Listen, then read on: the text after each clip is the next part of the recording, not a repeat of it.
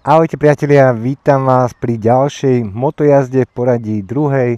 Práve sa nachádzam na parkovisku za Sklenými Teplicami.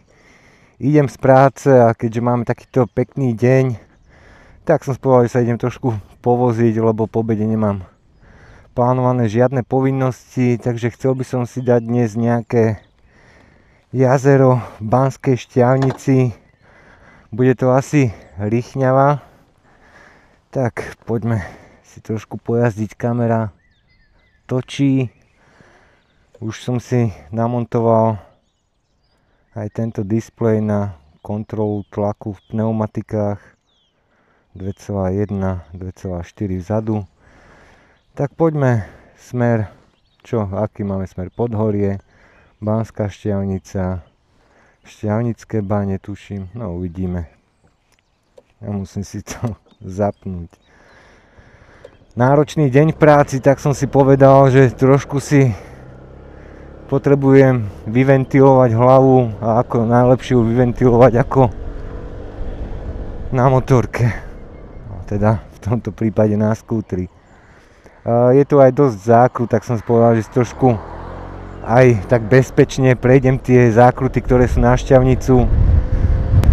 Naspäť by som potom išiel asi cez Hodrušu, takže aby som nešiel tou istou cestou naspäť, tak hore pôjdem tadeto cez Sklené Teplice a dole sa budem vracať cez Hodrušu Hamre.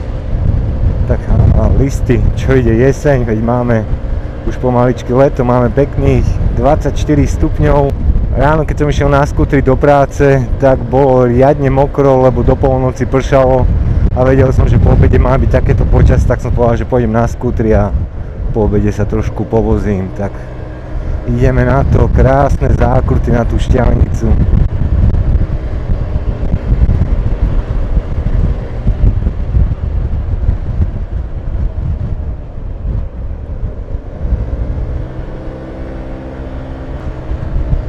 Do tých zákrut idem predsa len ešte opatrne, keďže som nováčik, amatér, tak aby náhodou som tak predčasne nedoskútroval.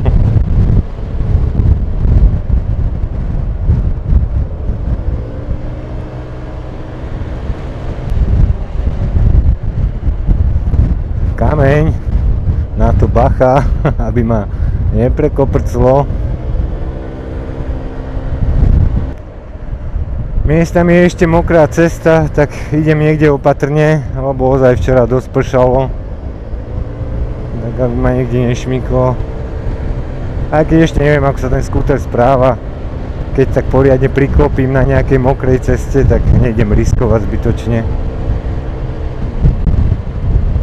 Práve sa nachádzam v obci s názvom Podhorie. Je tu taký strmší kopček v tejto časti, v strede dediny.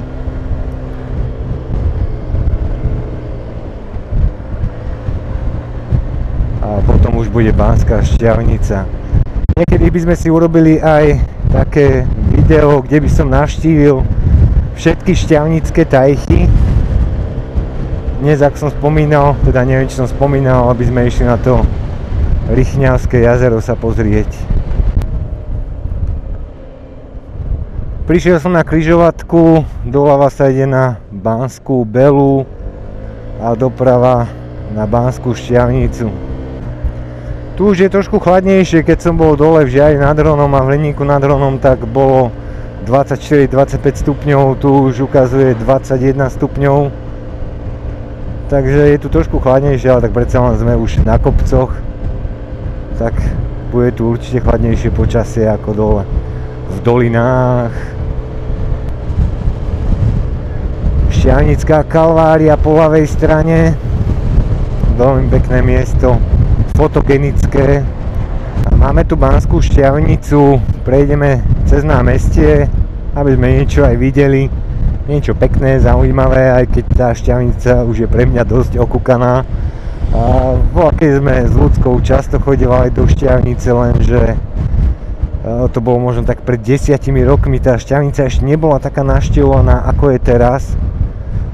Teraz v lete už veľmi málo chodíme do Štiavnice, predtým sme sem chodievali každý víkend, ale teraz to už býva masaker.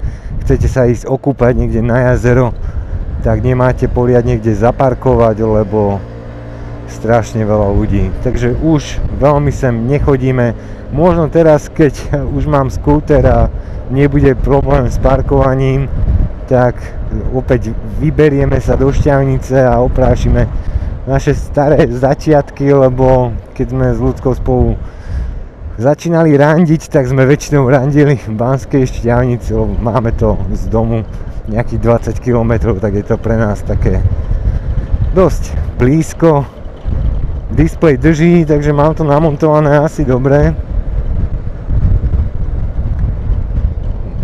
Deti sú na prehliadke botanickej záhrady v Banskej Štiavnici. Je tu taký pekný parčík, odporúčam navštíviť.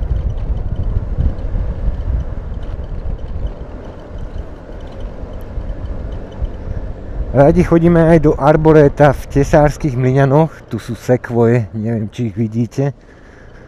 Dve sekvoje. Aj v Tesárskych Mlyňanoch sa nachádzajú sekvoje. Je to pri Zlatých Moravciach, chodíme tam každú jar, keď je tam všetko pekne rozkvitnuté. Takže určite odporúčam aj Tesárske Mlyňany navštíviť.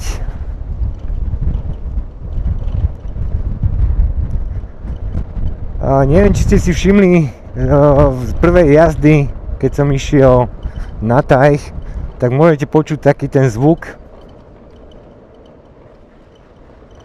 Nejaký model, pozrite sa. Počujete ten zvuk, je to toto práve spätné zrkadlo.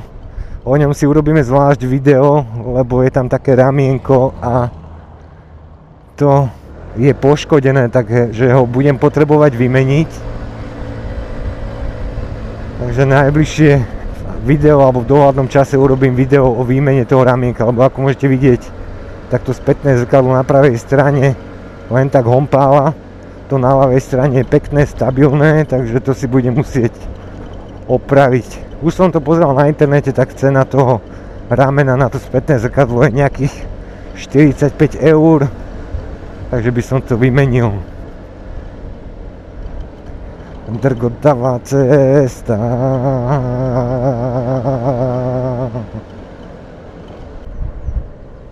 Riadna zákruta. Tu po ľavej strane máme Banské múzeum v prírode, tiež odporúčam navštíviť.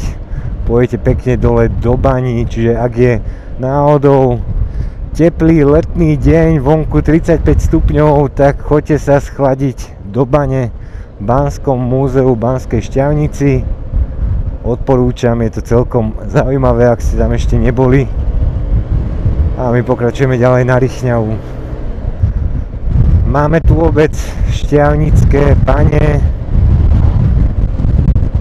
Majú tu pekné bývanie, tie výhľady, pozrite sa na to, nádhera.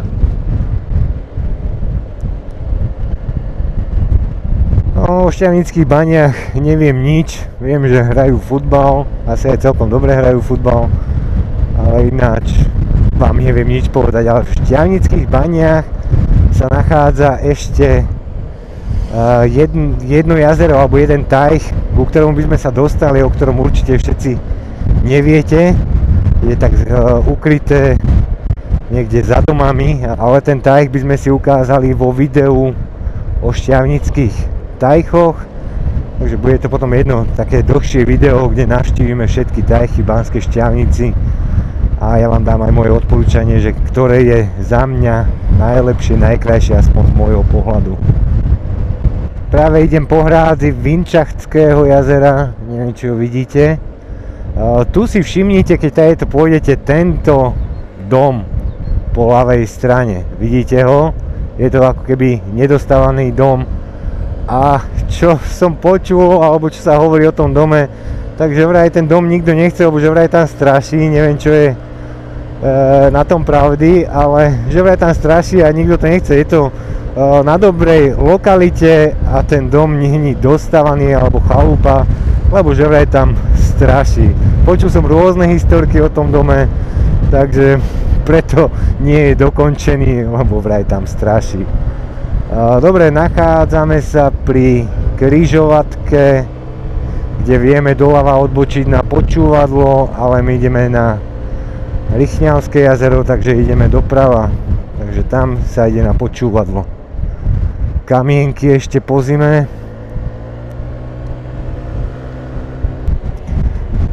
Odbáčame doprava. Rychňava, pozor, štrk. Ani nohy. V lete to tu určite takto nebude.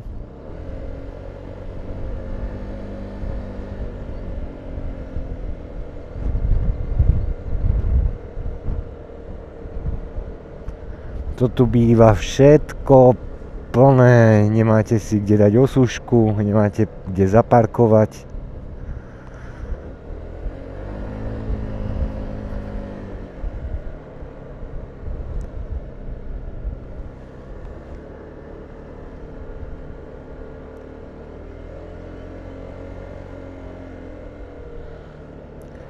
Je tu nejaký bufet otvorený, môžeme sa ísť pozrieť, či tu je niečo otvorené. A penzión Rychňava otvorený. A to je kde? Tabula je tam, takže ten penzión bude asi ďalej. Penzión Rychňava je zatvorený, ináč tam majú tabulu, že otvorené, keď to majú zatvorené. Tak ideme preč. Ušetril som. No tam sú také pekné chalúbky. Veľmi pekné. Celkom sa mi to tam ľúbi. Tam dole bude nejaká terasová reštika. Všetko vyzerá byť také drevené chatky. No, to sa mi ľúbi. Toto sa mi ľúbi, poviem sa na internete, koľko stojí noc.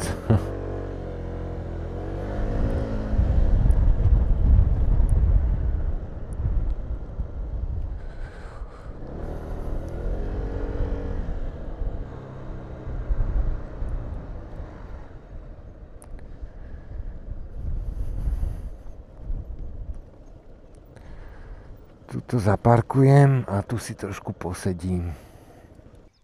Pozeral som ceny ubytovania v tých chatkách, ktoré ste mohli vidieť, a teraz aktuálne máme polku apríla, tak noc tam vychádza 207 eur. Pozeral som aj fotky znútra, vyzerá to naozaj veľmi pekne aj zariadené, takže za mňa celkom zaujímavé. Volá sa to, tuším, Rychňava Park.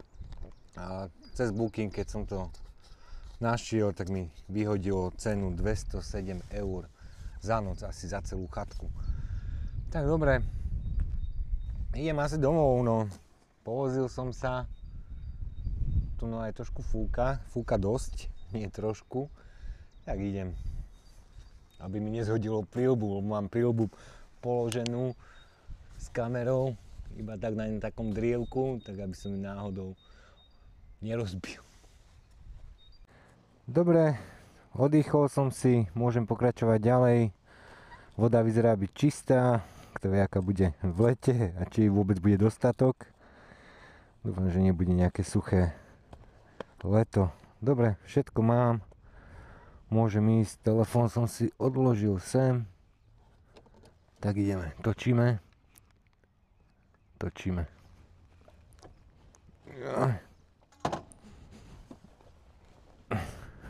Niekto mi písal do komentárov, že mám nasadať tak, že si mám nohu preložiť cez sedadlo. No bohužiaľ, skúšal som, ale mojimi krátkými nohami to nejde.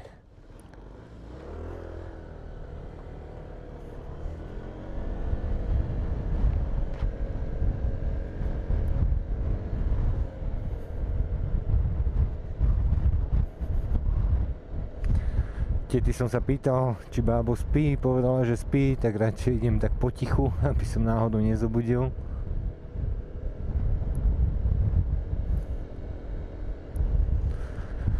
A smer Žarnovica cez Hodrušu, Hámre, tam budú zaujímavé zákruty, som zvedavý, ako sa mi ich podarí zvládnuť.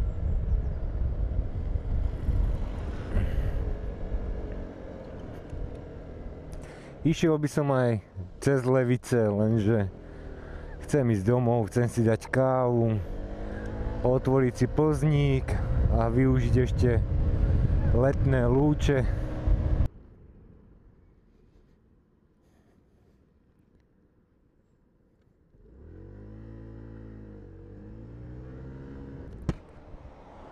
Opúšťame Banskú Štiavnicu, teraz ideme doľava, rýchlo šup šup. Taká neprihľadná táto križovatka. Teraz sa nachádzam v časti Banskej Štiavnici, ktorá sa nazýva Šobov.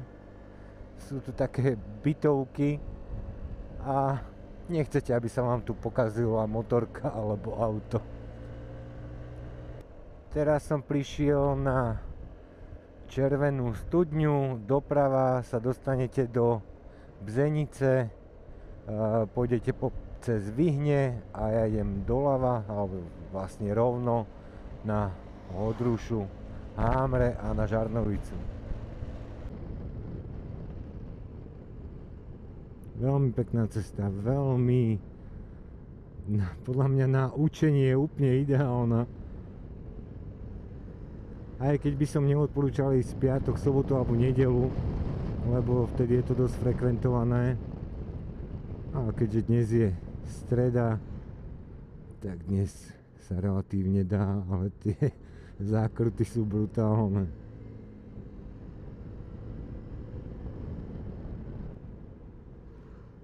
Samozrejme, že treba dávať pozor na auta. Keď nie je prehľad, tak netreba zbytočne riskovať.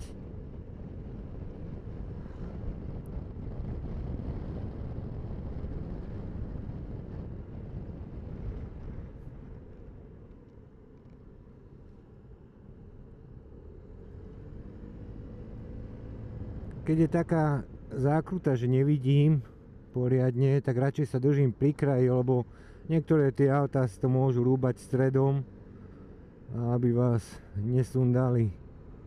Ale takto keď vidíte, že nič nejde, tak môžete si upustiť úzdu.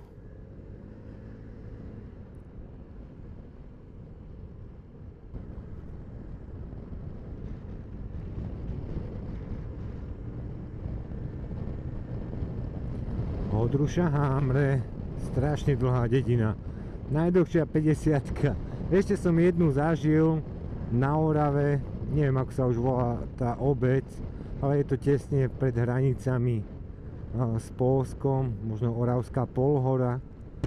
Strašne dlhá obec, kde idete dlho 50, ale toto je tiež dosť dlhá. Už sa aj oteplilo, aspoň mám taký pocit, a možno kvôli tomu začalo slnko na mňa svietiť, inak je stále 20 stupňov.